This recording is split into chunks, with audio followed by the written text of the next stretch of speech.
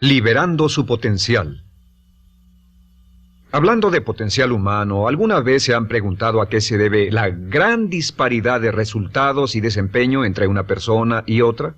Una persona que percibe $250,000 anuales no es 10 veces más astuta ni mejor que una persona que percibe $25,000 anuales. ¿Por qué la diferencia de 10 veces sus ingresos? Y si tomamos a una persona que percibe $2,5 millones al año, ¿será esa persona 100 veces mejor, más astuta que la persona que gana $250,000? Imposible. En un estudio reciente de coeficiente intelectual probaron a 1,000 personas de una cierta población y llegaron a la conclusión de que la mejor persona entre los 1,000 solo era 2,5 veces más astuta que la persona de menor coeficiente intelectual. Solo 2,5 veces la disparidad, y tal vez eso sea con toda la población. ¿A qué supone que se debe la diferencia? Al hablar de potencial humano, llegamos a una fórmula que deduje hace algunos años. Tal vez eso lo explique un poco. La fórmula comienza con lo que llamamos AI. O sea, atributos innatos, las cualidades, la inteligencia, la habilidad, el temperamento, cosas con las que se nace que no pueden cambiarse mucho. Además de los atributos adquiridos. Estos atributos son muy importantes, son su educación, su capacitación, sus capacidades, su experiencia, conocimiento, sabiduría, etc., multiplicado por A, que es su actitud, es igual al potencial humano individual, o al desempeño humano individual o resultados individuales humanos. Ahora, de estos tres, los atributos innatos se traen desde el nacimiento. Los adquiridos pueden cambiarse, pero se necesita cierto tiempo para ello, aunque a veces cambiamos muy rápidamente. Cierta información valiosa puede cambiar dramáticamente su eficacia, pero las actitudes pueden aumentarse o disminuirse dramáticamente en segundos. Cada vez que mejoramos nuestra actitud, multiplicamos todas nuestras capacidades. Una actitud ha sido llamada acertadamente el lenguaje más importante del ser humano, la palabra más importante del idioma en el humano. Todo lo que hacemos en la vida, según un estudio en Harvard entre estudiantes ejecutivos, será en un 85% de actitudes. Un 85% de su éxito estará determinado por su actitud. Eso significa que está determinado por cuán positivo o cuánta actitud mental positiva se tenga. Las personas con actitudes mentales positivas tienden a avanzar más rápidamente, se mueven hacia la cima en organizaciones valiosas, ganan más dinero, sacan más satisfacción de la vida. Una actitud mental positiva no significa que baile por las calles y arroje flores. Solo significa que tome una actitud constructiva en general o se aproxime hacia su trabajo, su vida, sus problemas, relaciones, etc. Según el informe Cox de las empresas americanas, según la revista Success, un 85% o más de todo lo que se logra se debe a la actitud. Y la pregunta es, ¿de dónde vienen las actitudes? Las actitudes vienen de las expectativas. Muy simple, ya hablamos de eso. Y una forma muy poderosa de mejorar su actitud instantáneamente es decir, aunque no lo crea, pienso que algo maravilloso va a ocurrirme hoy. Como dijimos antes, nuestras expectativas sobre los desenlaces determinan nuestra actitud. Si espera que las cosas salgan bien, tendrá una actitud positiva. Si espera que salgan mal, tendrá una actitud negativa. Y lo maravilloso es que podemos fabricar nuestras expectativas. Podemos esperar lo que deseamos. Podemos esperar cosas buenas, cosas malas, y no nos decepcionaremos. ¿De dónde surgen nuestras expectativas? Nuestras expectativas surgen de nuestras creencias y de nuestros valores. Son el centro de los factores motivacionales de nuestra personalidad, nuestras creencias, y esto nos conduce a un entendimiento del potencial humano. Significa básicamente que nuestra actitud es una expresión externa de lo que está ocurriendo internamente, y esto es consistente con las leyes mentales. Con respecto a las creencias, cada uno de nosotros tiene muchas creencias en el fondo que los psicólogos llaman los conceptos propios. El concepto propio, o su descubrimiento, es considerado por muchos como el logro único y más importante para comprender el desempeño humano en el siglo XX. Yo estoy de acuerdo. El concepto propio es como, si queremos usar una analogía militar, el centro de mando. O si queremos usar una analogía técnica, es el programa central de su computadora básica. Es un grupo de creencias, valores, actitudes, sentimientos, ideas, etcétera, almacenadas en el fondo de nosotros y son el resultado de casi todas las experiencias que hemos tenido en la vida. Y algunos investigadores dicen que el concepto propio comienza a formarse aún antes del nacimiento, pero el concepto propio, una vez colocado, Precede, predice y determina sus niveles de eficacia y desempeño en todas las áreas de nuestra vida. El concepto propio se convierte en el centro de mando o el programa maestro. El concepto propio de este grupo de creencias determina lo que dirá, lo que hará, cómo actuará, cómo se siente y reacciona, etc. ¿Qué significa esto? Significa que todas las mejoras en su vida externa, todos los cambios en su realidad comienzan con un cambio en su concepto propio. Les voy a explicar lo que significa. Esta es una gráfica muy simple. Hablamos de potencial humano y decimos que la persona promedio usa un 10% o menos de su potencial. Según investigaciones, tal vez es mucho menos. El Instituto Stanford Brain en Santa Clara, California, estima que tal vez se aproxime a un 2%. Seremos generosos y diremos que la persona promedio usa un 10%. Significa que en los mejores casos, la mayoría, como usted o yo, no usamos un 90% de nuestro potencial. Uno de los mejores filósofos, Oliver Wendell Holmes, dice que la tragedia de la persona promedio es que llegan a la tumba con su música aún por dentro. Aún están funcionando con mucho menos de su potencial total. Y esto es el potencial humano. Sabemos que existe una relación directa entre el potencial humano y el concepto propio. Pero como nuestros conceptos propios o nuestras estimaciones de nosotros mismos generalmente son mucho menores de lo que debieran ser, nuestro nivel de desempeño y eficacia también es menor. Sabemos que nuestro concepto propio es altamente subjetivo. ¿Qué significa esto? Significa que el concepto propio, lo que pensamos que es cierto sobre nosotros mismos, no está basado en la realidad, está basado en información que hemos tomado y aceptado como cierto, hasta el grado en que creemos lo que sea de nosotros mismos y se vuelve cierto para nosotros porque actuamos de una forma consistente con ello. Algunas personas que leen sus horóscopos y creen en horóscopos predicen su futuro. Hay algunas personas que toman la crítica y las opiniones de otros a quienes ni siquiera respetan y hacen suyas esas ideas, dando un resultado muy negativo. Lo que piense, lo que acepte como cierto, se vuelve cierto para usted. También sabemos que como adultos tenemos una variedad de conceptos propios. Tenemos un concepto propio de cómo vestirnos, cuánto pesamos, lo que comemos, lo bien que podemos hablar en público, qué tipo de padres somos, qué tipo de hijos somos con nuestros padres, qué tipo de esposo o esposa somos, qué tipo de amante, de conductor. Lo interesante de manejar es que todos los hombres tienen un concepto muy positivo con respecto a esto. Las mujeres no entienden esto, pero los hombres nacen con un genio inherente para manejar. Todos los hombres son choferes excelentes. Si no lo creen, todo lo que tienen que hacer las mujeres que están viendo esto es pensar en la última vez que trataron de corregir la forma de conducir de un hombre y recordarán que no obtuvieron buenas respuestas. ¿Cómo respondemos ante alguien que desafía nuestro concepto propio, sugiriendo que no somos las personas que pensamos ser? Estamos a la defensiva, nos enfadamos, nos irritamos, es difícil que nos traten. Tenemos un concepto propio de lo creativos que somos, lo inteligentes, lo rápido que leemos, lo bueno que somos en los deportes, y si practicamos una gran variedad de ellos, tenemos un concepto propio para cada uno de ellos. Tenemos un concepto propio de lo bien que cocinamos, de lo bien que educamos a nuestros hijos, de lo bien que limpiamos nuestra casa, los autos que manejamos, etc. Y también de lo que valemos por lo que ganamos. Es muy interesante saber que nunca ganamos más del 10% de nuestro concepto propio en ingresos. Nuestro concepto propio determina nuestro nivel de ingresos. Este nivel de concepto propio se llama zona de confort. Y aunque querramos más dinero, veremos que la tendencia humana natural de todas las actitudes es luchar por lograr entrar a la zona de confort y luego quedarnos ahí. Si ganamos un 10% por encima de nuestro concepto propio de ingresos, tendremos una necesidad imperante de deshacernos de ese dinero. Lo donaremos, lo gastaremos en forma extravagante y hasta lo perderemos si recibimos demasiado. Las personas que ganan la lotería siempre están quebradas a los 2 o 3 años. Queman el dinero porque ese dinero está más allá de su concepto propio. Si gana 10% o menos de su nivel de concepto propio, se descubrirá luchando, trabajará más duro, más tiempo, pensará en forma más creativa, buscará diferentes formas para aumentar sus ingresos o sus segundos ingresos. La única forma de mejorar cualquier parte de su vida, incluyendo sus ingresos, es aumentando el nivel del concepto propio de sus ingresos, comenzando a pensar en usted como si estuviera ganando más dinero. Si quiere bajar de peso, la única forma en que podrá lograrlo es pensando en que está delgado. Piense en usted mismo como una persona más delgada. Si quiere volverse una persona más popular, más amorosa, más feliz o más sana, comience a pensar una y otra vez en esas cosas hasta que se vuelvan parte de su nuevo concepto propio. Hablaremos de eso más adelante. Es una parte esencial de la programación de su mente hacia el éxito. Su concepto propio global está determinado por el promedio de sus conceptos propios en las áreas que considere importantes. Ahora, su concepto propio está formado de 3 partes críticas. La primera parte del concepto propio es el ideal propio. El ideal propio es la persona que más desearía ser, es su idea de lo que constituye un ganador, es su visión ideal de lo mejor que puede ser usted.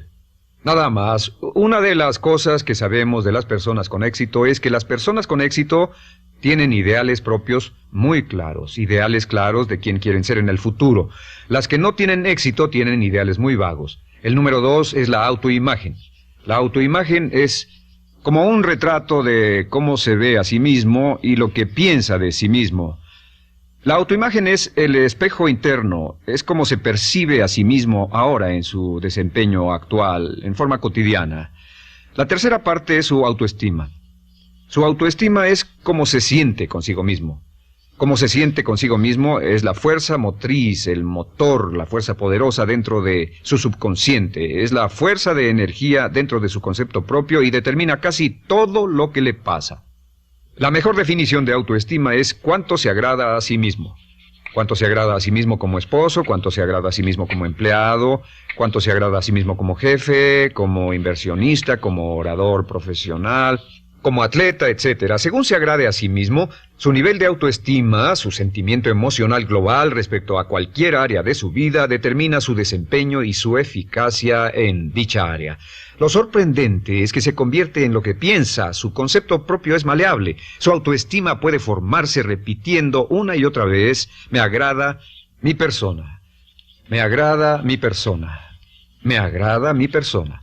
Me agrada mi persona, me agrada mi persona, me agrada mi persona. Entre más se repita, me agrada mi persona, me agrada mi persona, entre más lo repita una y otra vez, más crecerá su autoestima y entre más crezca su autoestima, más crecerá su concepto propio global. Cuando crezca su concepto propio global, su desempeño será mejor en todo lo demás que emprenda. Cada vez que diga, me agrada mi persona, me agrada mi persona, me agrada mi persona, me agrada mi persona, me agrada, será como bombearse psicológicamente. Todo lo que pase que haga que su autoestima suba, hará que se comporte mejor. Todo lo que haga que su autoestima baje, hará que se comporte peor, que cometa errores, que sea infeliz, etc. Un punto crítico de agradarse a sí mismo, sobre autoestima y agradarse a sí mismo, es que, número 1, nunca puede querer a nadie más de lo que se quiere a sí mismo.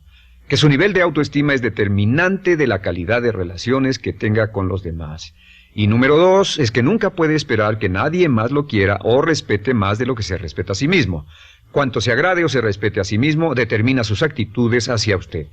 Todas las escuelas de psicología actualmente están de acuerdo en el hecho de que depende de lo que usted realmente se quiera y se respete a sí mismo como un ser humano valioso e importante, tiene efecto sobre todo lo que le pase. Cuánto se agrade a sí mismo y lo que puede hacer es mejorar su autoestima diciendo me agrada mi persona, me agrada mi persona, me agrada mi persona, me agrada mi persona.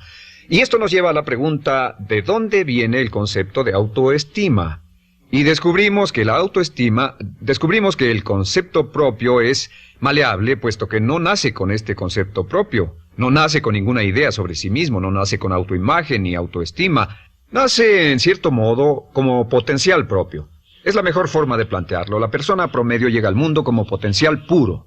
Y no tiene el concepto propio de que todo lo que es ahora, todo sentimiento que tiene, toda actitud o valor, tuvo que aprenderlo en el transcurso de su vida. También sabemos que el niño llega al mundo con una necesidad imperante de amor y contacto. Y como una gran cantidad de investigaciones lo indican, necesitamos mucho amor y contacto durante toda nuestra vida, pero en especial durante nuestros años de formación, porque de niños aprendemos quiénes somos, cuánto valemos, si somos importantes, inteligentes, amorosos, chistosos.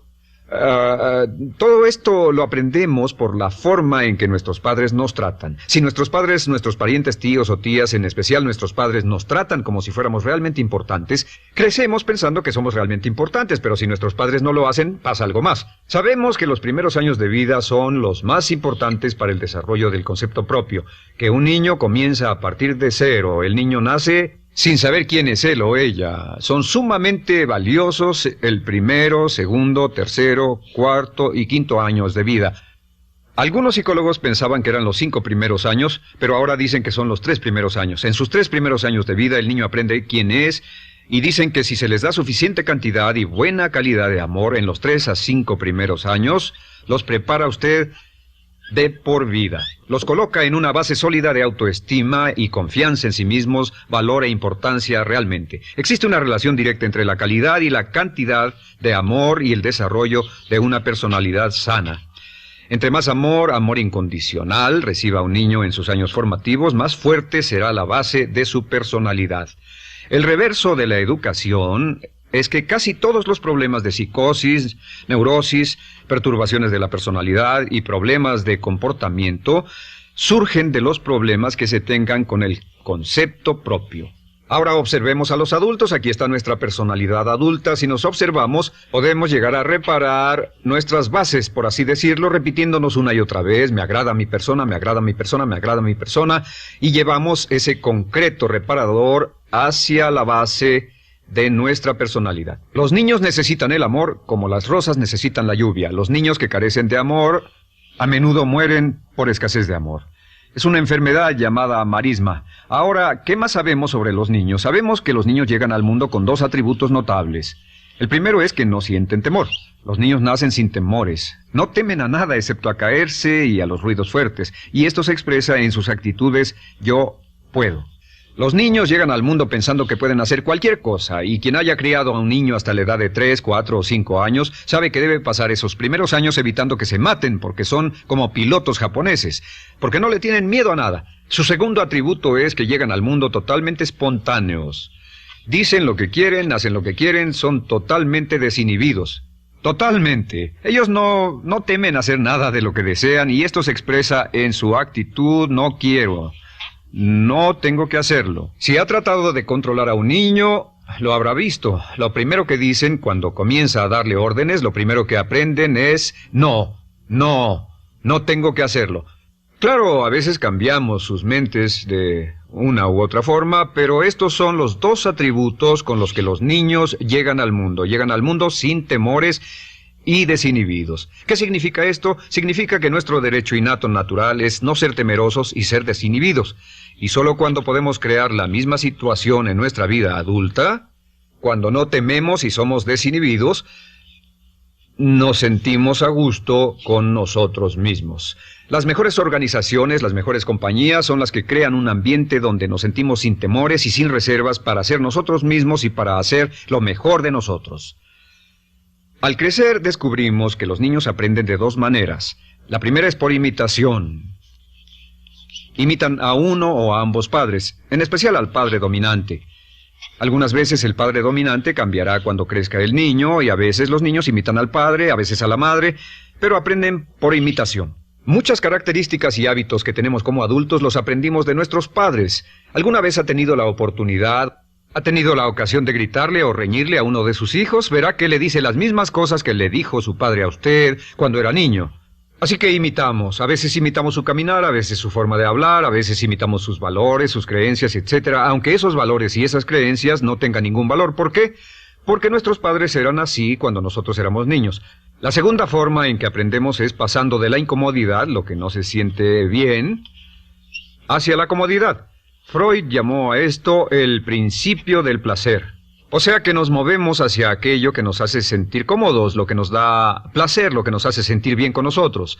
Nos movemos de la incomodidad hacia la comodidad. Así es como aprendemos a no mojar el pañal, por ejemplo. Sabemos que no es agradable caminar con popó o pipí en nuestros pañales. Vemos lo que hacen nuestros padres, vemos lo que nuestros parientes hacen y decimos: estas personas no hacen lo que yo. Así aprendemos a caminar y lo demás. Así que de la incomodidad hacia la comodidad.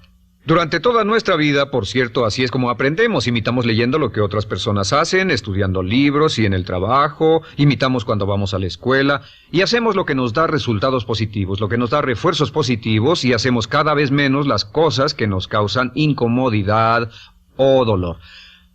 Ahora, muy temprano en la vida, como equivocación o como resultado de una equivocación que los padres cometen en la crianza, los niños comienzan a aprender hábitos y patrones negativos. Los patrones y hábitos negativos tienen sus raíces principalmente en la crítica destructiva. La crítica destructiva comienza muy temprano en la vida, a veces en los primeros meses. Y la crítica destructiva la usan los padres para dirigir y controlar a sus hijos. Desafortunadamente, tiene un efecto muy peligroso y dañino sobre nosotros, ya que la crítica destructiva tiende a minar la integridad de la personalidad del niño. Muchos de nosotros, incluyéndome a mí y a muchos de ustedes, nos hemos visto minados y heridos por la crítica destructiva más que todas las guerras en la historia. Ahora, como resultado de la crítica destructiva, comenzamos a desarrollar hábitos y patrones negativos. Los patrones de hábitos negativos son respuestas condicionadas hacia los estímulos. Los patrones de hábitos negativos se desarrollan en los inicios de la vida. Se desarrollan como resultado de una repetición del temor y el dolor una y otra vez. Se desarrollan como resultado de la crítica destructiva, el castigo físico, etc. En los inicios de la vida comenzamos a desarrollar dos manifestaciones que nos persiguen durante toda nuestra vida y más que ninguna otra cosa inhiben nuestro potencial.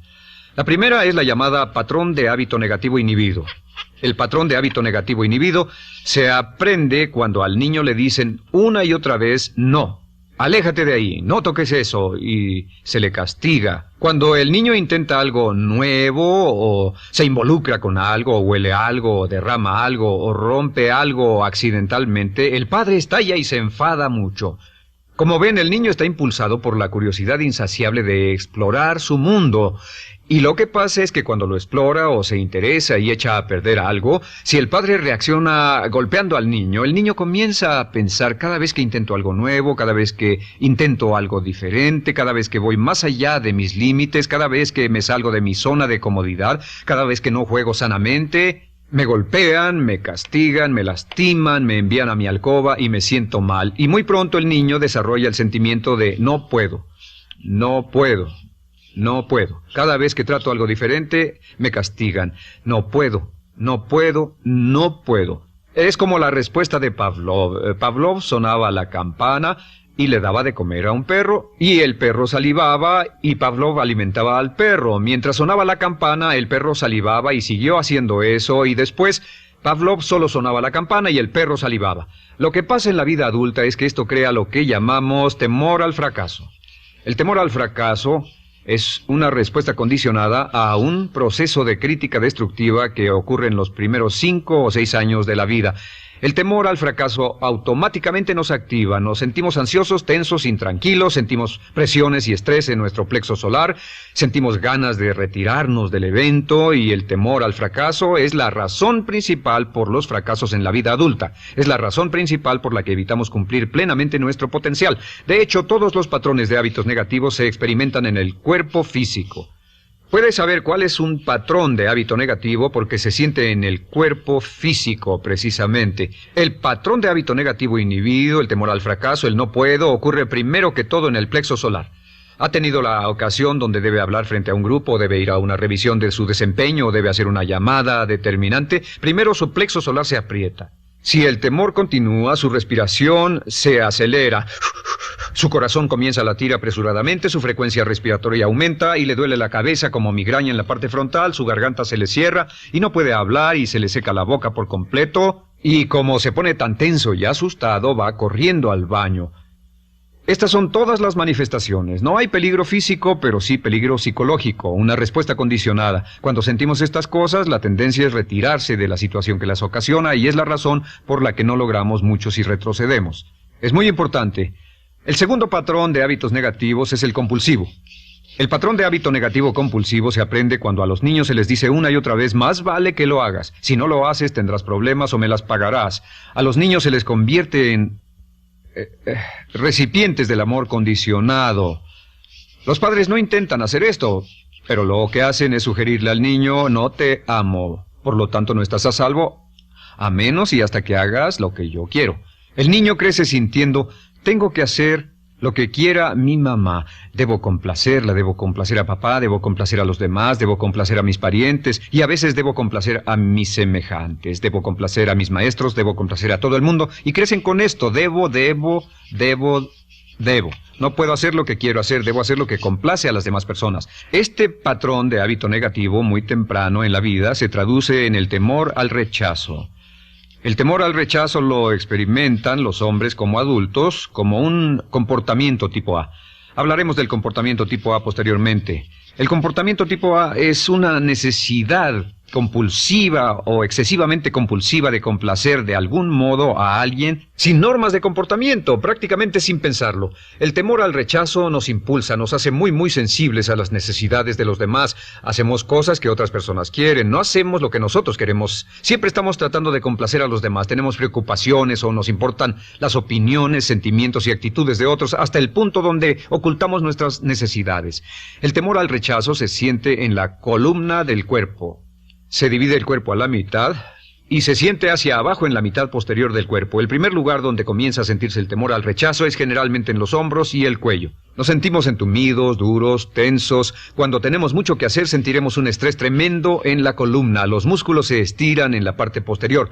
A veces se manifestará como flebitis y venas varicosas y a menudo nos darán dolores de cabeza en la parte posterior de esta porque las arterias carótidas que llevan la sangre hasta la cabeza, los músculos a su alrededor se contraen y la cantidad de sangre que fluye hacia la cabeza fluye más lentamente y se siente un terrible dolor de cabeza en la parte posterior. Estos dos temores, los patrones de hábitos negativos compulsivos, el compulsivo y el inhibitorio, son resultado de la crítica destructiva, el gran destructor de la personalidad que nos persigue durante toda la vida. Y lo maravilloso de todo esto es que como son patrones de hábitos aprendidos, podemos olvidarlos. Podemos acabar con el temor al fracaso que nos detiene. Podemos acabar con el temor al rechazo que hace que hagamos cosas que complacen a los demás en vez de complacernos a nosotros, trabajando con nuestra propia autoestima. Porque existe una relación inversa entre la autoestima y el patrón de hábitos negativos. Porque entre más se agrade a sí mismo, menos teme al fracaso. Entre más se agrade a sí mismo, menos teme al rechazo. Entre más se agrade a sí mismo, menos temerá a cualquier cosa. Y si sigue repitiendo, me agrada mi persona, me agrada mi persona, me agrada mi persona una y otra vez, si sigue diciendo esto, con el tiempo su autoestima sube más y más y más y más y sus temores desde luego bajan.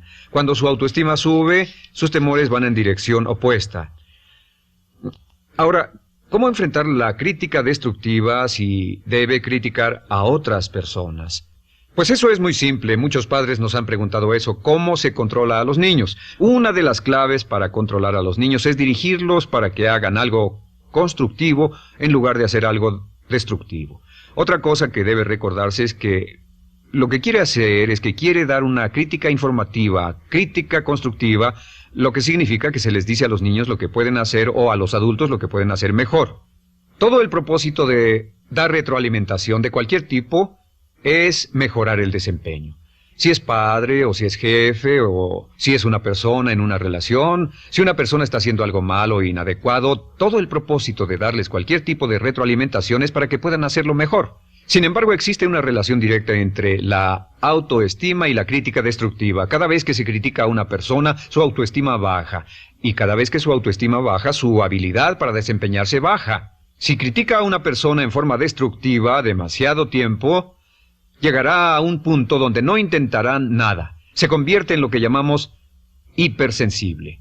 Un adulto hipersensible es aquel que no puede aceptar críticas de nadie. Un adulto hipersensible es una persona que está muy tensa, ansiosa, si siquiera sugiere que no está haciendo lo correcto. Si trata con un adulto hipersensible, la clave es sentarlo y recordar 4 cosas. Número 1, comenzar con alabanzas. Número 2, proteja la autoestima de la persona a toda costa. Número 3, discuta el desempeño y no a la persona. Hable del comportamiento más que de la persona. Y número 4 es enfocarse hacia el futuro en vez de en el pasado. Enfóquese hacia lo que va a hacerse en forma diferente en el futuro en vez de lo que pasó en el pasado. ¿Por qué? Una razón muy simple, porque una persona no puede controlar el pasado. Al no poder controlar el pasado, cualquier crítica de lo que han hecho en el pasado les da un estrés tremendo y frustración. Así que en resumen, la clave del éxito en la vida es una actitud mental positiva. Una actitud mental positiva se basa en expectativas de éxito, de una serie de expectativas positivas.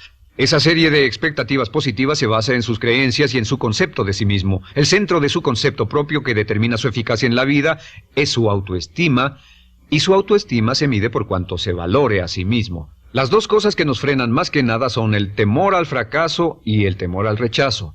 Y uno de nuestros secretos centrales de éxito es este: Conviértase en un organismo generador de autoestima perpetua. Haga continuamente cosas para usted mismo, hacia sí mismo en su vida, que hagan que se agrade a sí mismo, que se ame, que se acepte, que se respete, que hagan que se sienta fantástico con usted mismo. Si es un jefe o un padre, no olvide que la clave para el máximo desempeño en su hogar y en su trabajo es hacer que las personas se sientan maravillosamente consigo mismas. Entre mejor se sienta consigo mismo y más se agrade, más probable será que logre que las personas a su alrededor lo quieran, lo acepten, lo respeten, se respeten.